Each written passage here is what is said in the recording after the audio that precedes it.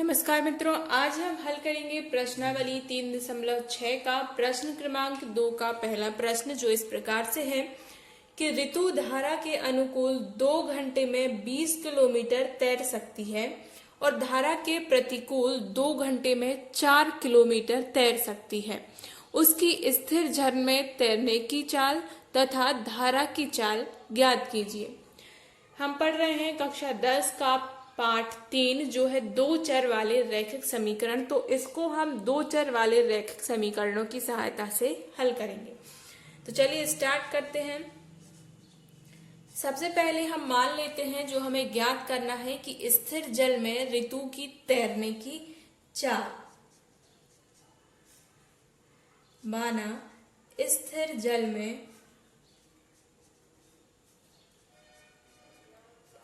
जल में तैरने की चाल, किसकी? ऋतु की तैरने की चाल। तैरने की चाल हम मान लेते हैं कितनी है? x किलोमीटर पर। इसके बाद हम मानते हैं धारा की चाल।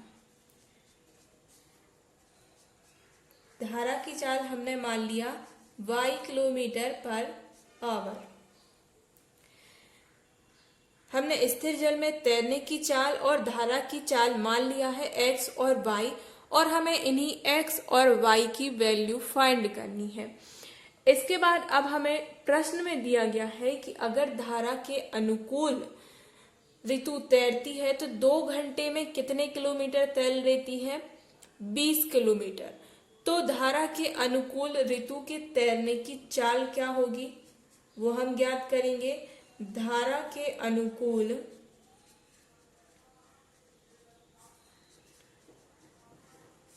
ऋतु की तैरने की चाल बराबर सभी जानते हैं, सूत्र क्या होता है? दूरी बटे समय। और यहाँ पर दूरी कितनी है?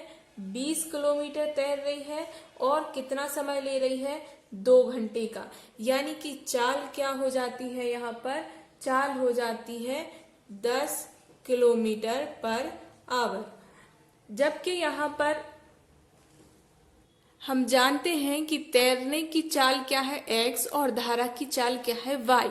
और जब धारा के अनुकूल तैरा जाता है, कोई भी धारा के अनुकूल तैर रहा है, तो तैरने की चाल और धारा की चाल को ऐड कर दिया जाता है। मान लीजिए कि यह धारा इस तरह से बह रही है, ठीक है ना, इस दिशा में जा रही है, और कोई व्यक्ति या कोई नाविक है जो तैर रहा है और नाव भी इसी तरफ जा रही है। तो ये दोनों क्या हो जाते हैं?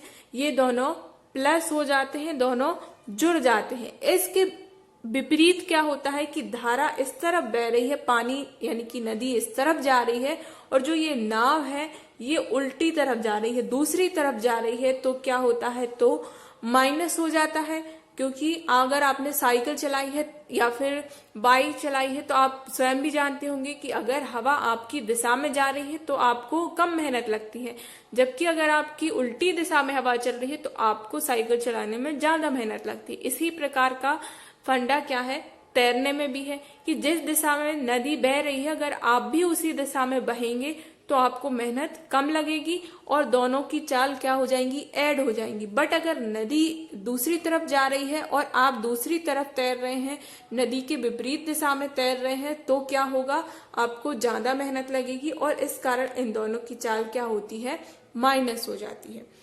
तो यहाँ पर हम क्या ले सकते हैं कि तैरने की चाल और धारा की चाल क्या हो जाएगी? ऐड हो जाएगी, दोनों जुड़ जाएंगे, क्योंकि यहाँ पर क्या हो रहा है? धारा के अनुकूल ऋतु तैर रही है। तो ये हो जाएगा x plus Y equal to 10, और ये हम क्या ले लेंगे? समीकरण नंबर 1।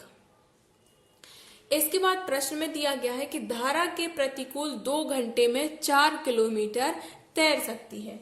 तो अब हम क्या लिखेंगे? धारा के प्रतिकूल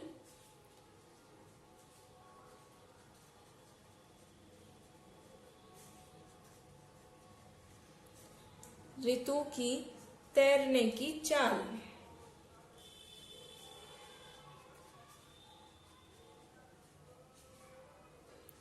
चाल का सूत्र सभी जानते हैं, क्या होता है? दूरी बटे समय। वही लिख देंगे हम।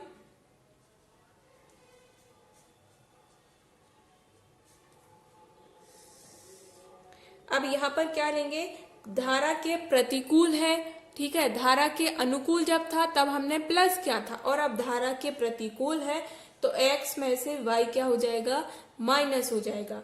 यहाँ पर दूरी कितनी है, धारा के प्रतिकूल जब जा रही है तो कितना चल पा रही है, 4 किलोमीटर, तो ये हो गया 4, और समय कितना ले रही है, 2 घंटे ही ले रही है, तो यहाँ पर x minus Y equal to कितना हो गया, 2 किलोमीटर पर आवर।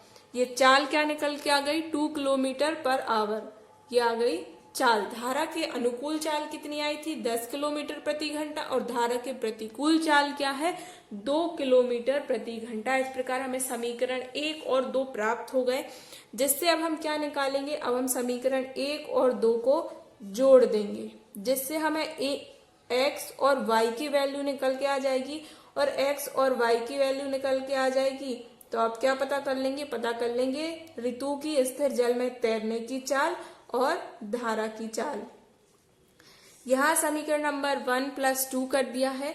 अब यहाँ पर x और x प्लस हो जाएंगे तो ये हो जाएगा 2x, y प्लस का है माइनस का तो ये कट जाएंगे, यहाँ पर ये दोनों जुड़ जाएंगे तो हो जाएगा 12, तो x बराबर कितना हो जाएगा, 6।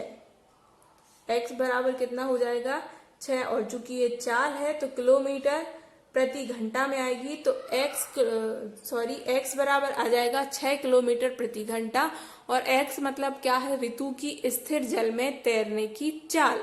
तो हमें पता पड़ गया स्थिर जल में तैरने की चाल क्या है, 6 किलोमीटर प्रति घंटा। और जब स्थिर जल में तैरने की चाल यानी कि x की वैल्यू हमें पता पड़ गई है, तो हम क्या फाइंड कर सकते हैं, y की वैल्यू फाइंड कर सकते हैं।